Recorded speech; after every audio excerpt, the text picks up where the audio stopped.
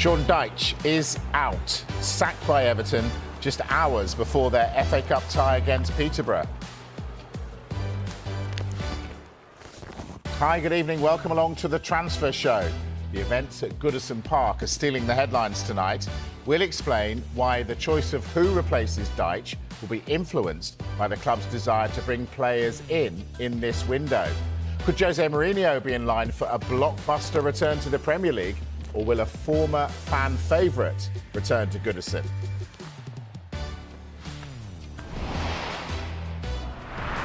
Manchester City look ready to spend this month and have told Eintracht Frankfurt they want Omar Marmoush and they want him now.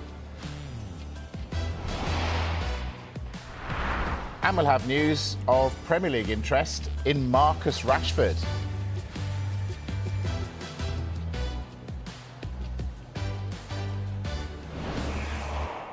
So, Everton have sacked Sean Dyche just a few hours before a game against Peterborough this evening. It comes after a run of only one win from their last 11 games, and that's left them only a point above the Premier League relegation zone. Mark McAdam, Michael Bridge here with me this evening. All right, let's start with you, Mark. What do you make of it?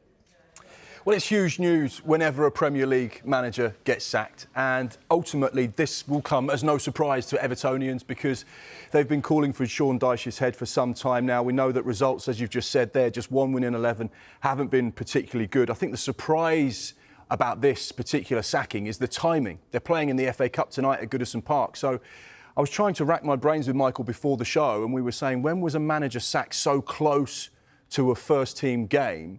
It's not something that happens. Ultimately, they would have probably said, well, let's just get through the match and then we'll make the decision tomorrow morning.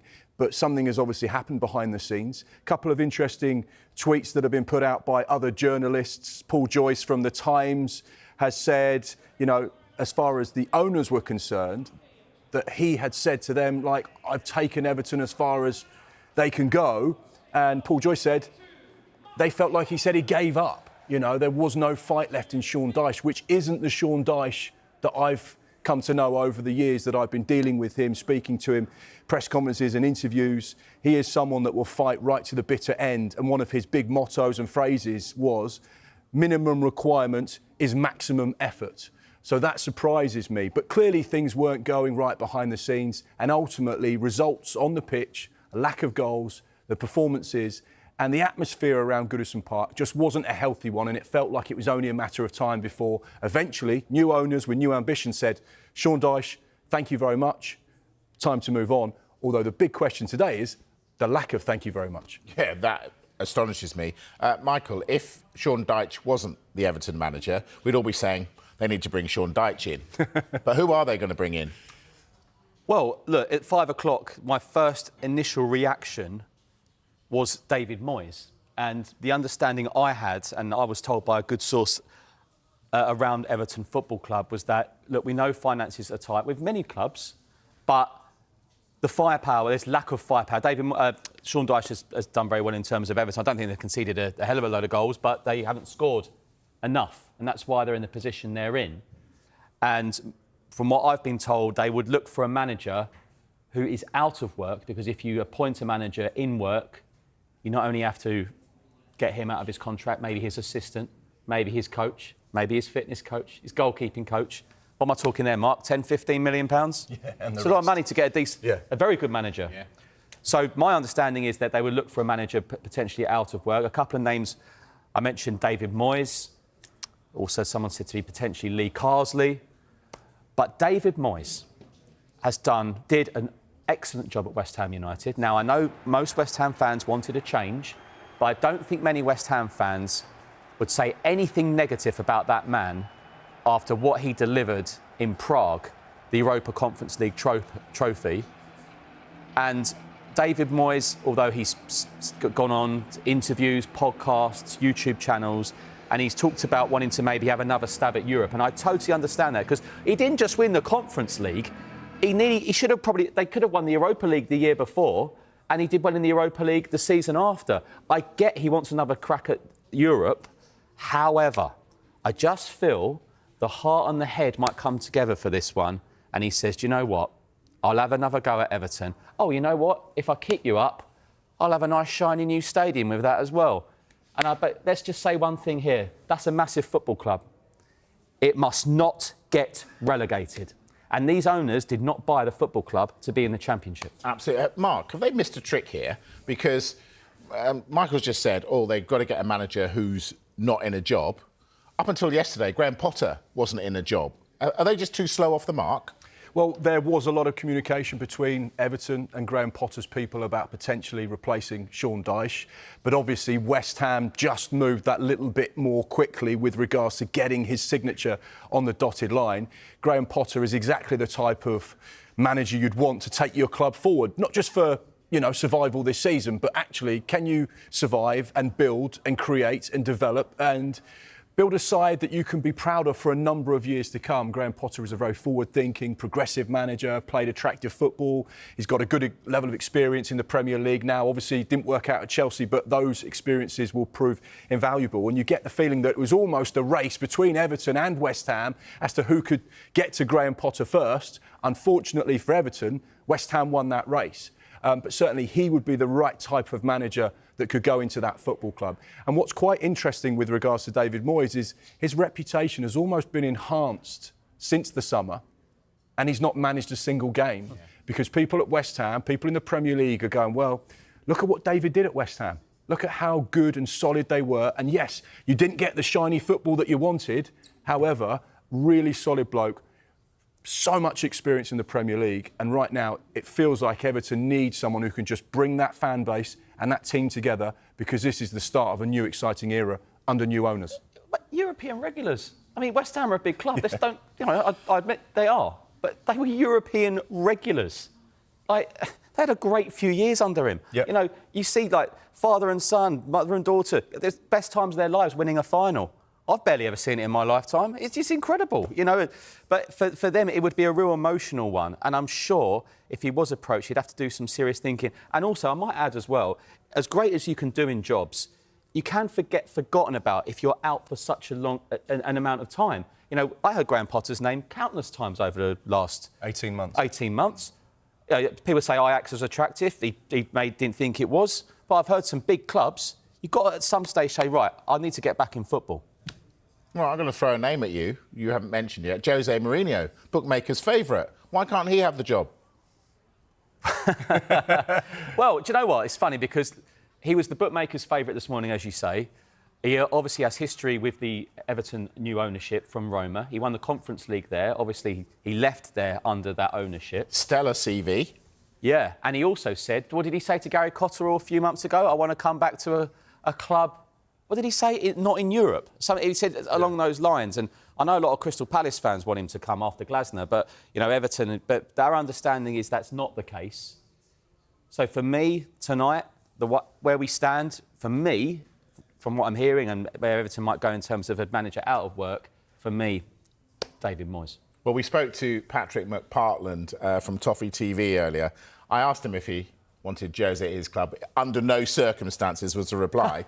But he did like the idea of David Moyes, short term. Do you think, Mark, the Everton fans will buy a return of David Moyes? He had a really successful 11 years, as Michael touched upon. What he did at that football club was not only create a really strong, solid team, they made some exceptional signings over that period of time. People like Fellaini, Pienaar, Howard. There was a number of top-class players that became Premier League regulars and Premier League household names. They played, a decent brand of football. They were difficult to beat. The 4-5-1 comes to mind. Really solid, wingers high up the pitch, but used to tuck in and make things defensively really strong. They had a number of seasons in and around the top 4, top 5 in the Premier League. And what he had created at Everton the first time around was a side that were constantly, consistently in amongst the European places. Other than 1 or 2 seasons where they fell away, they were always there. And if you said to a side like West Ham now, or Everton, right, bring in David Moyes and you're going to have 5 out of the next 7 years where you're going to finish in the top 6, they would snatch your hand off, because getting into Europe at the moment with the likes of Brentford, the likes of Brighton, Aston Villa, Newcastle, it's actually really difficult to even make the Europa Conference League. So that's what David Moyes did before. It just depends whether they can satisfy with these new owners that exciting brand of football that fans are craving at the moment. They want to see the Bournemouth, the Brentford, the Brighton, Nottingham Forest, that kind of attractive football. We have interviewed David Moyes on a number of occasions, and I've always enjoyed speaking to David Moyes, especially over the last couple of years at West Ham United. If I'm speaking wrong here, David, I apologise. But if David Moyes was offered a contract to the end of the season, then they'd move on. I cannot see it in a million years. He would want to move into that new stadium with Everton if they stayed up. You can't imagine him walking away. It would be on the proviso, if I keep you up, you get an automatic year or an extra 2 years, you know.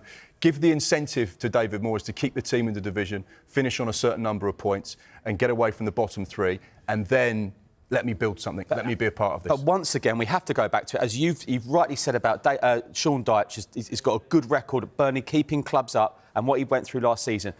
They have to get this right. As I say again, that is a massive football club. Never been relegated, have they? No. No. Can you imagine getting relegated before you move into a new stadium? What's the test events going to be? Goodness me. It's quite funny because you said that. You started this sequence off by saying, you know, if Everton were looking for a manager, they'd go and look for someone like Sean Dyche. You have to remember when he went into that football club and on the final day of the 22-23 season, Everton was 17th, 2 points above the bottom three. They had to win that final game against Bournemouth, which they did 1-0 to survive. And I think that shows you what Sean Dyche is all about. He's got that experience, he's got that know-how of getting teams out of the bottom three, getting them out of a relegation dogfight. And I think whilst all the disappointment is there of the performances, the lack of goals, it shouldn't be underestimated the job he did in probably the most turbulent 2.5 years of that football club's existence. You know, they were having issues off the pitch. They had no investment, no money. They had this big millstone around their neck, which was the new stadium, which was super exciting. But if you were going to have a poor team in the Championship, what did it mean? And Sean Dyche kept that side in the Premier League. He kept fending off questions week in, week out about investment, about ownership, about the problems. He did a magnificent job in that respect. He did. All right. OK, I think we've covered Sean Dyche. Let's move on to some transfers. And for Manchester United, a great bit of business. Diallo, tell us the details, Mark. Yeah, hugely exciting for Manchester United. He's probably been the one shining light this season, a player that the fans absolutely adore. And you get the sense that this young 17, 18-year-old lad that walked into the theatre of dreams is now living the dream. He is one of the first names on Ruben Amorim's team sheet. And at 5:30 today, we had official confirmation. We've been speaking about it over the course of the last few days about a new deal, which he has now signed. You can see him there with the technical director, Jason Wilcox. It's a new deal that keeps him at Old Trafford until 2030. This season has been his best with regards to numbers. Not only have the performance has been outstanding, 6 goals, 7 assists at the halfway point for a young 22-year-old is pretty decent in my mind. He's got Player of the Month on 2 occasions for Manchester United. And like we say, at 22, you get the feeling he has got many more levels to go as a player. And this will be seen as a really exciting new contract for Manchester United fans because Amad Diallo is the type of player you can build a side around and he can really make the difference on the pitch. Mark, I'm interested because you said, you know, he's one of the first names on the team sheet. Marcus Rashford not even made the matchday squad in four times out of 4. So looks like Man United want to push him out the door. There's been some interest today. Tell us. Yeah, this is quite significant because this is the first Premier League side to show their hand with regards to Marcus Rashford. We know there's been a lot of interest, which we'll talk about in a minute, because he looks to have a number of options on the table. But West Ham United have expressed their interest and desire with regards to signing Marcus Rashford. They know it's a very difficult deal to make happen because of the finances involved and because there is a lot of interest from big European sides in signing Rashford. They know that they have competition from teams in Europe, but they want to be kept in the loop with regards to developments and what happens. A lot of people say, well, hang on a second, Marcus Rashford is on £350,000 a week. How can West Ham afford a potential deal like that, whether it's on loan or whether it's a permanent? You have to remember, Premier League sides have a lot more money than teams in Serie A. So therefore, West Ham might say, well, actually, great opportunity in the Premier League. We'll pay a big chunk of his wages and we'll put him in the best league in the world to showcase just how good he still is. Yesterday, Graham Potter walked in the door at West Ham. Today, we hear West Ham want Marcus Rashford. Is this a Potter signing?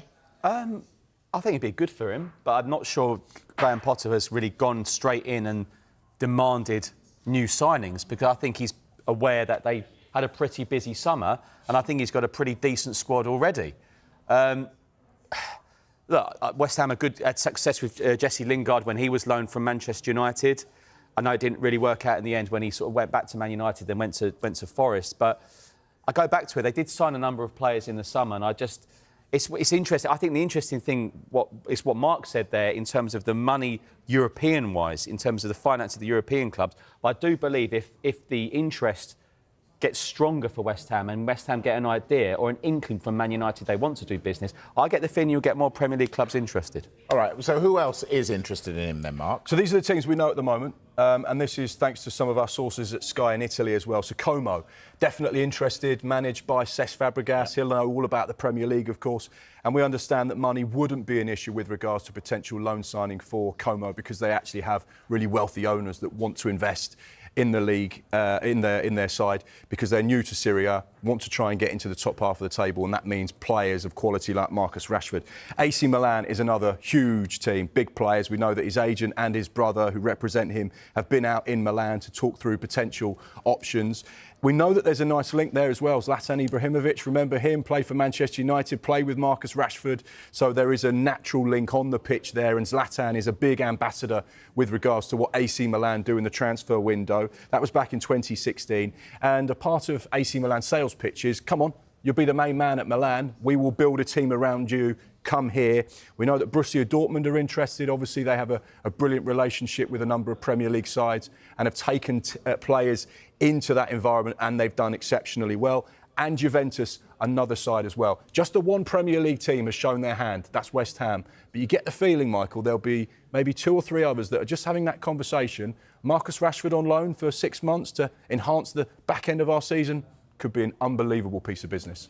All right, we're going to take a break. So much to get through. When we come back, we're going to talk Manchester City, the champions. They are getting busy. Details coming up in the transfer show. See you in a moment.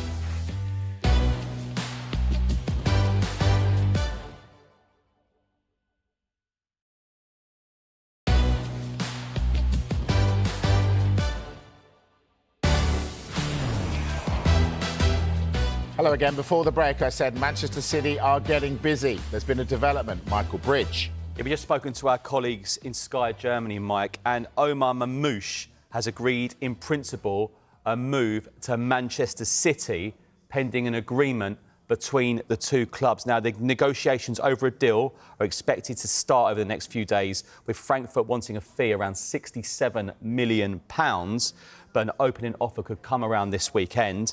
Now, Mamouche wants to come, and he's the first choice for Pep Guardiola. And Eintracht Frankfurt are now going to negotiate with Manchester City, and they are aware of Mamouche's choice. So to reiterate the top story, Omar Mamouche agreed a move in principle to Manchester City, pending an agreement between the clubs. Mark, Eintracht Frankfurt going well in the Bundesliga, going well in the Europa League. I would suggest to you they must have somebody lined up to come in.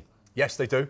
And potentially it could be a Premier League player as well who's been lacking in game time so far this season. Our colleagues, Sky in Germany, have reported that Eintracht Frankfurt are closely monitoring Nicholas Füllkrug's situation at West Ham. The striker is on their shortlist in the event of Omar Mamouche leaving for Manchester City.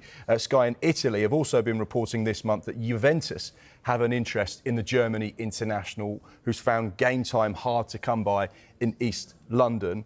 So that is one to keep an eye on. Of course, it's that domino effect that we talk about so many times in transfer windows. One player goes, someone else goes, that frees up someone else to go. This could be one of those situations. Ties in nicely because he scored a good goal against City, didn't he, at the weekend?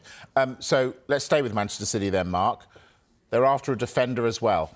Give us a name. Yeah, you said at the top of the show, didn't you? You said just then that Manchester City could be busy in this window, things hotting up, and you get the feeling that an injection of fresh faces is exactly what they need at the moment. Things gone a little bit stale. Now, this face would be a young face, 18-year-old centre-back Vitor Risch, a good prospect. And I've spoken to a number of scouts that have watched a lot of football and say he's an exciting player, but he's still very young and got a lot to learn.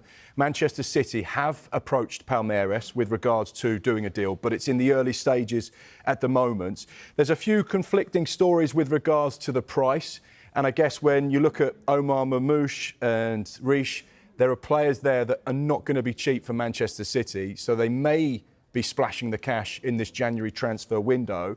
Palmeiras, according to one source, have been saying they want around 40 million euros, which is about £33.5 million. 18-year-old centre-back. For an 18-year-old centre-back. Wow. However, some of our other sources have been saying the fee could be upwards of £40 million as well. So this would be a significant outlay for a player. Very highly thought of, but 18-year-old centre-back to come in and save your season sounds like a lot of pressure on the lad. Of course, if he was to come in with Mamouche and one or two others, then actually it could be just the start of a new era at Manchester City. One other thing to just put on your radar, Mike, Manchester City in the market for a central midfielder in this window should the right type of profiled player come to them. Now, there's no names attached to that at the moment. However, that's certainly an option that they're looking at and wouldn't walk away from a deal should the right player present itself. So, yeah, centre-back, inside forward in Mamouche, possibly a midfielder. Could be an interesting window to watch Pep Guardiola and see what he does because he needs to shake that team up. He does, indeed. We've got a done deal at Wolves. Michael. Yeah, Wolves announced the sign of Emmanuel Agbadou. It's for 16.6 million. And it's the first signing under Vitor Pereira. And there's Pereira there, very happy with his new signing. Look at the jumper. But he's going to have a great song, isn't he? Agbadou. Oh, yeah. How does it go? No, I'm not doing it. I really did, but no. Breaking news, Michael sings. Right, That's a Black Lace classic. It is a classic and a great dance as well. Done deal at Southampton, Mark. Yeah, Southampton, you know, it's been a really poor season for them. Ivan Juric has come in. I did a press conference with him the other day. He said he was disappointed. The players were disappointed. His wife was disappointed that he hadn't been able to have the effect on the team and turn things around. However, there's a young lad that they have been linked with that is finally signed on the dotted line. 18-year-old defender Joachim Kai Sander signed a contract on the South Coast until 2029. He signed from Valenciennes. So, yeah, a new face for Ivan Juric. Will it make a huge difference? We know defensively they're the worst team in the Premier League. Young 18-year-old centre-back. Interesting to see what happens. But it fits the Sport Republic model. Young players that they can develop, build and improve and sell for much more than they paid for them.